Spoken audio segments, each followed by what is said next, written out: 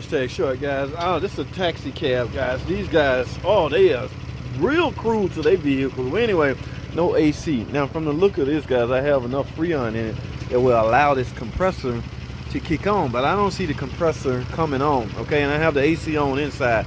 Tell you what, let me let this thing up in the air. Let me unhook this, let it up in the air and see if I can. Let me take a visual look at this compressor. Hold tight, let's get it. Alrighty, guys. I am no big fan of taxi cab drivers. They would do, whoa, man. See, guys, did you hear this noise? They ain't complaining about that. They want AC, and I don't blame them. You can't be riding around with customers with no AC. Compressor's not on. I got some Freon in it, full charge from the look of that low drive gauge. But I don't know what's going on here, guys. This is only a hashtag short video, so I'm gonna have to diagnose this foolery and see what's going on. Y'all stay tuned for a full-blown video, man. This is crazy. I don't know. They probably did this trying to see. I don't know. I don't want to touch it until I go talk to somebody. Y'all stay tuned. Hashtag short. Ooh, right, guys. I'm at this taxi cab. Man, these guys, boy. I don't want to expose old dude, but ooh, these guys are rough on cars. Now, y'all saw the AC compressor. Y'all saw I included that shorts video in this video. I don't know why they got that shaved out. I'm assuming they was checking for power supply and ground. Where does that signal come from? I don't know, guys. AC system is the electrical part. Remember, I didn't do a real good job at showing pressures, but I want to overlook plumbing right now. I want to focus on the electrical part of it. Okay, why am I not getting 12 volts to that compressor? You have a high side pressure switch and a low side pressure switch. They should be closed, allowing circuit to get there. A lot of those functions, guys, depending on the system, if this is a HVAC system, that HVAC module will be on the bus, meaning with a good scan tool, you can properly diagnose it. The relays that feed that is likely inside this TIPM. In fact, I really need to go to my scan tool.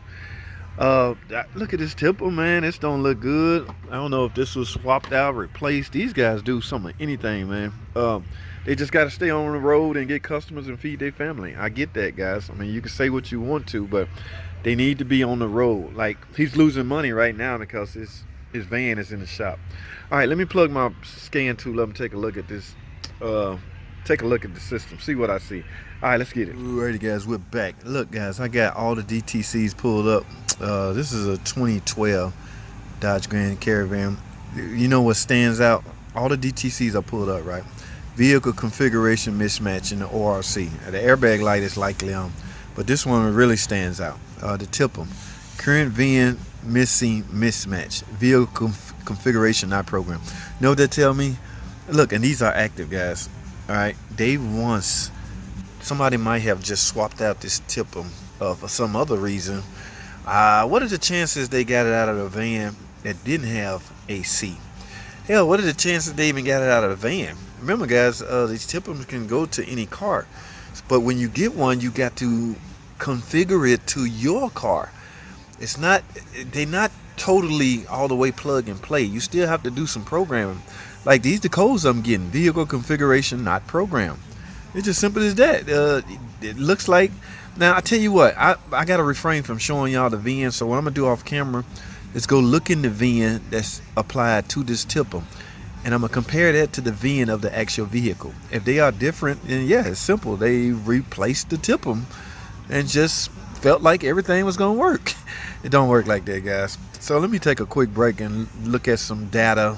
That's what it's all about, data. Real data will help you diagnose the car properly. I want to see if these VINs mismatch. Why am I not programmed? And it's easy enough to simply program, not really program, but configure. Let me show y'all what I mean. Let me go on the, let's go on the TIPM. There's an option. Actually, it's on the, let's do it like this. Guided diagnostic. Yeah, restore configuration. That option right there will restore. If you ever replace something like a TIPM, you have to go in and reconfigure. All you're doing is putting the vehicle information into that TIPM, and everything should work. Compare as opposed to or considering what your vehicle is equipped with. All right, so this is a crucial step you have to take, guys, when you just throw in another TIPM. But for now, y'all hold tight. Let me go check some things. Alrighty, guys. My suspicion was correct, guys. Yes, y'all see that? That compressor is now on. I haven't done anything to this. and I don't plan on it. I'm just gonna alert them to what they did. It's kind of dangerous because if those touch each other, you might pop a fuse, or you might even short something out. I don't want to be responsible for that. What I do want to see is this compressor on. Now, see, I haven't sold anything, guys. That's why I say sometimes you got to do something in order to figure out if what you're doing is going to actually solve the problem. All right. So all I can do now is hope that they pay or approve my estimate. Okay. Now my suspicion was true. They did change that TIPM. The TIPM came off. I ran the VIN of the TIPM that was in the. I ran the VIN of the TIPM, or the VIN that was in the TIPM on this car. It's from a whole nother 2012 Caravan. This is a 2012 Caravan. All right. So yes, but it wasn't reconfigured. Okay. So the minute I reconfigured using that step I showed y'all on the computer, I started the car. Bloop, I heard the compressor bloop, kick in. It's operating. It was already full charge, so the AC is actually cold. That's the heater tube. Yeah, that line right there is freezing, guys. So I gotta find a fancy way to explain this, because like I say, if they say don't worry about it, don't do nothing, I can't undo what I did. I don't want to undo the programming or the reconfiguration. In fact, you can't. So it's just one of those things, guys. Now, all this stuff you hear, guys, I know you guys are aggressive out there. Oh my God, you're not gonna write that up? You're not gonna fix that? Guys, y'all haven't been burnt enough. That one I did on that Liberty, I wrote up the fact that I'm just gonna recommend a whole nother engine.